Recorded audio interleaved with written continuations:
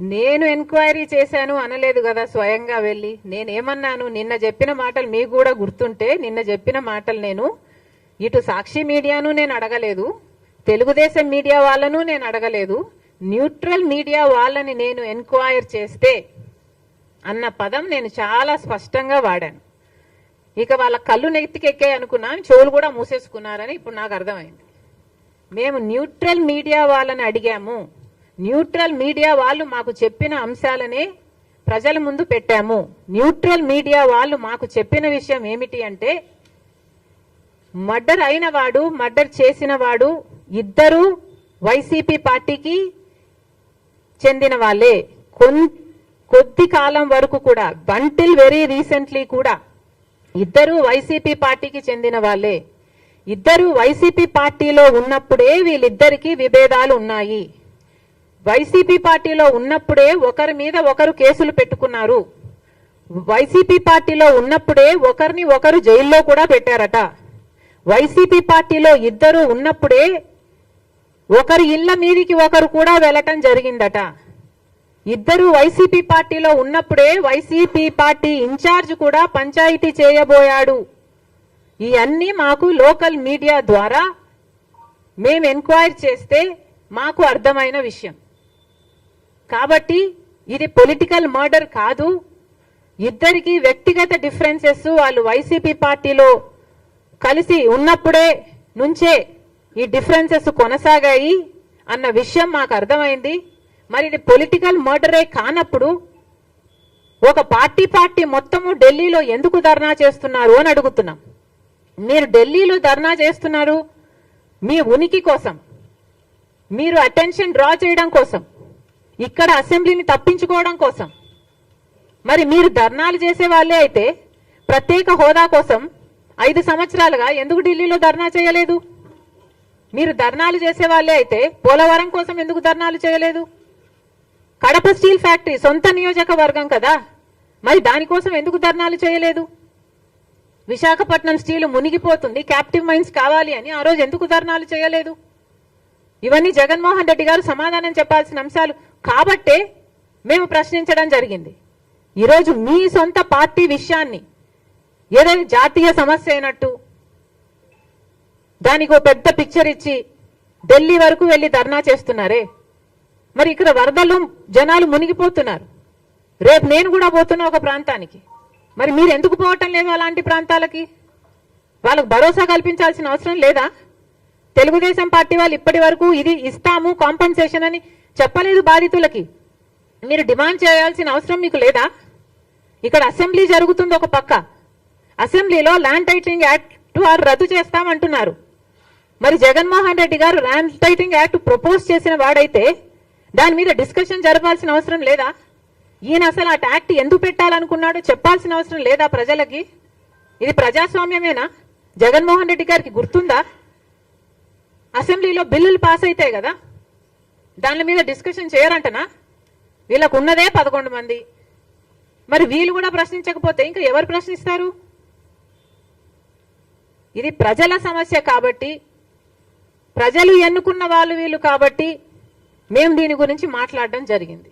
ఆ మాత్రం అర్థం చేసుకునే ఇంగితం వాళ్ళకి లేకపోతే ఇంకా వాళ్ళని ఇంకా ఎవడు బాగు చేయలేడు. పతనం అయిపోయారు.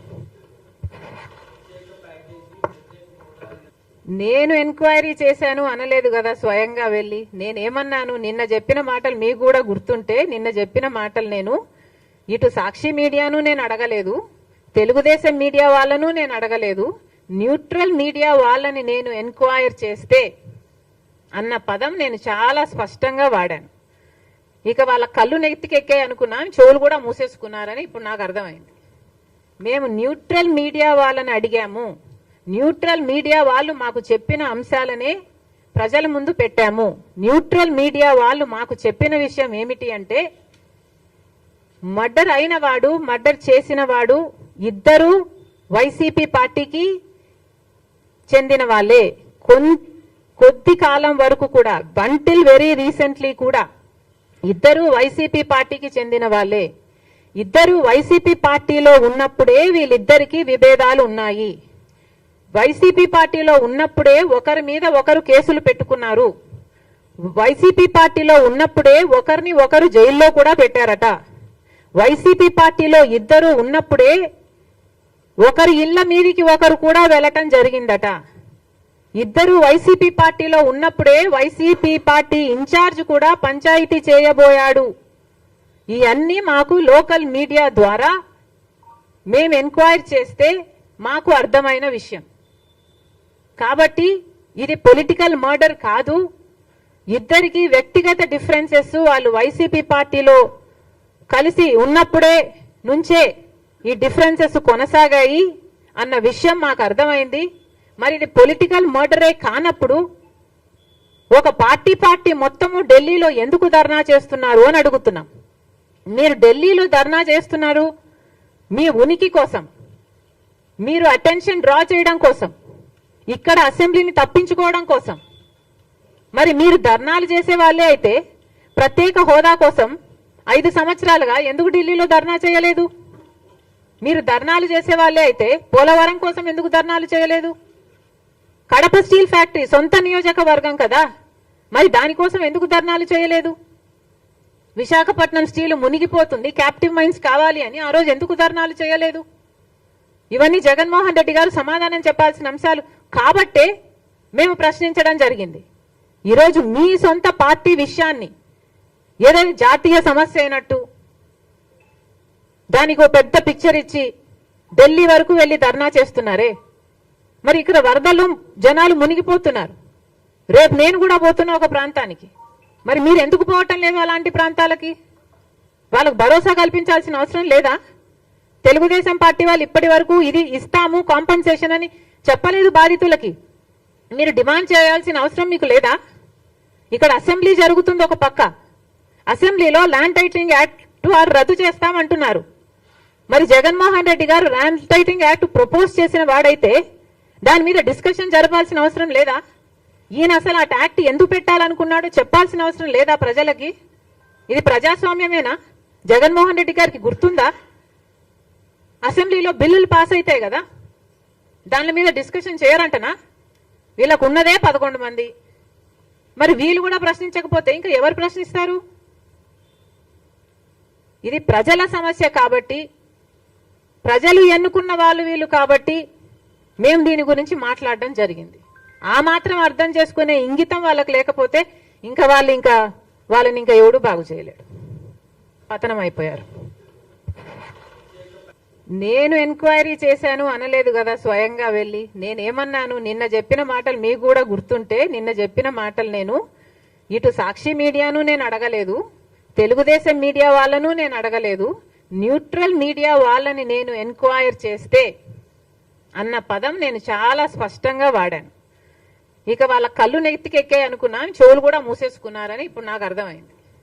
మేము న్యూట్రల్ మీడియా వాళ్ళని అడిగాము, న్యూట్రల్ మీడియా వాళ్ళు మాకు చెప్పిన అంశాలనే ప్రజల ముందు పెట్టాము. న్యూట్రల్ మీడియా వాళ్ళు మాకు చెప్పిన విషయం ఏమిటి అంటే, మర్డర్ అయిన వాడు, మర్డర్ చేసిన వాడు ఇద్దరు వైసీపీ పార్టీకి చెందిన వాళ్ళే. కొద్ది కాలం వరకు కూడా, బంటిల్ వెరీ రీసెంట్లీ కూడా ఇద్దరు వైసీపీ పార్టీకి చెందిన వాళ్ళే. ఇద్దరు వైసీపీ పార్టీలో ఉన్నప్పుడే వీళ్ళిద్దరికీ విభేదాలు ఉన్నాయి. వైసీపీ పార్టీలో ఉన్నప్పుడే ఒకరి మీద ఒకరు కేసులు పెట్టుకున్నారు. వైసీపీ పార్టీలో ఉన్నప్పుడే ఒకరిని ఒకరు జైల్లో కూడా పెట్టారట. వైసీపీ పార్టీలో ఇద్దరు ఉన్నప్పుడే ఒకరి ఇళ్ల మీదికి ఒకరు కూడా వెళ్ళటం జరిగిందట. ఇద్దరు వైసీపీ పార్టీలో ఉన్నప్పుడే వైసీపీ పార్టీ ఇన్ఛార్జ్ కూడా పంచాయతీ చేయబోయాడు. ఇవన్నీ మాకు లోకల్ మీడియా ద్వారా మేము ఎంక్వైరీ చేస్తే మాకు అర్థమైన విషయం. కాబట్టి ఇది పొలిటికల్ మర్డర్ కాదు. ఇద్దరికి వ్యక్తిగత డిఫరెన్సెస్ వాళ్ళు వైసీపీ పార్టీలో కలిసి ఉన్నప్పుడే నుంచే ఈ డిఫరెన్సెస్ కొనసాగాయి అన్న విషయం మాకు అర్థమైంది. మరి ఇది పొలిటికల్ మర్డరే కానప్పుడు ఒక పార్టీ మొత్తము ఢిల్లీలో ఎందుకు ధర్నా చేస్తున్నారు అని అడుగుతున్నాం. మీరు ఢిల్లీలో ధర్నా చేస్తున్నారు మీ ఉనికి కోసం, మీరు అటెన్షన్ డ్రా చేయడం కోసం, ఇక్కడ అసెంబ్లీని తప్పించుకోవడం కోసం. మరి మీరు ధర్నాలు చేసే వాళ్ళే అయితే ప్రత్యేక హోదా కోసం 5 సంవత్సరాలుగా ఎందుకు ఢిల్లీలో ధర్నా చేయలేదు? మీరు ధర్నాలు చేసే వాళ్ళే అయితే పోలవరం కోసం ఎందుకు ధర్నాలు చేయలేదు? కడప స్టీల్ ఫ్యాక్టరీ సొంత నియోజకవర్గం కదా, మరి దానికోసం ఎందుకు ధర్నాలు చేయలేదు? విశాఖపట్నం స్టీల్ మునిగిపోతుంది, క్యాప్టివ్ మైన్స్ కావాలి అని ఆ రోజు ఎందుకు ధర్నాలు చేయలేదు? ఇవన్నీ జగన్మోహన్ రెడ్డి గారు సమాధానం చెప్పాల్సిన అంశాలు కాబట్టే మేము ప్రశ్నించడం జరిగింది. ఈరోజు మీ సొంత పార్టీ విషయాన్ని ఏదైనా జాతీయ సమస్య అయినట్టు దానికి ఒక పెద్ద పిక్చర్ ఇచ్చి ఢిల్లీ వరకు వెళ్లి ధర్నా చేస్తున్నారే, మరి ఇక్కడ వరదలు జనాలు మునిగిపోతున్నారు. రేపు నేను కూడా పోతున్నా ఒక ప్రాంతానికి, మరి మీరు ఎందుకు పోవటం లేదు అలాంటి ప్రాంతాలకి? వాళ్ళకు భరోసా కల్పించాల్సిన అవసరం లేదా? తెలుగుదేశం పార్టీ వాళ్ళు ఇప్పటి వరకు ఇది ఇస్తాము కాంపన్సేషన్ అని చెప్పలేదు బాధితులకి. మీరు డిమాండ్ చేయాల్సిన అవసరం మీకు లేదా? ఇక్కడ అసెంబ్లీ జరుగుతుంది ఒక పక్క, అసెంబ్లీలో ల్యాండ్ టైటిలింగ్ యాక్ట్ రద్దు చేస్తామంటున్నారు. మరి జగన్మోహన్ రెడ్డి గారు ల్యాండ్ టైటిలింగ్ యాక్ట్ ప్రపోజ్ చేసిన వాడైతే దాని మీద డిస్కషన్ జరపాల్సిన అవసరం లేదా? ఈయన అసలు ఆ యాక్ట్ ఎందుకు పెట్టాలనుకున్నాడో చెప్పాల్సిన అవసరం లేదా ప్రజలకి? ఇది ప్రజాస్వామ్యమేనా? జగన్మోహన్ రెడ్డి గారికి గుర్తుందా? అసెంబ్లీలో బిల్లులు పాస్ అవుతాయి కదా, దాని మీద డిస్కషన్ చేయరంటనా? వీళ్ళకు ఉన్నదే 11 మంది, మరి వీళ్ళు కూడా ప్రశ్నించకపోతే ఇంకా ఎవరు ప్రశ్నిస్తారు?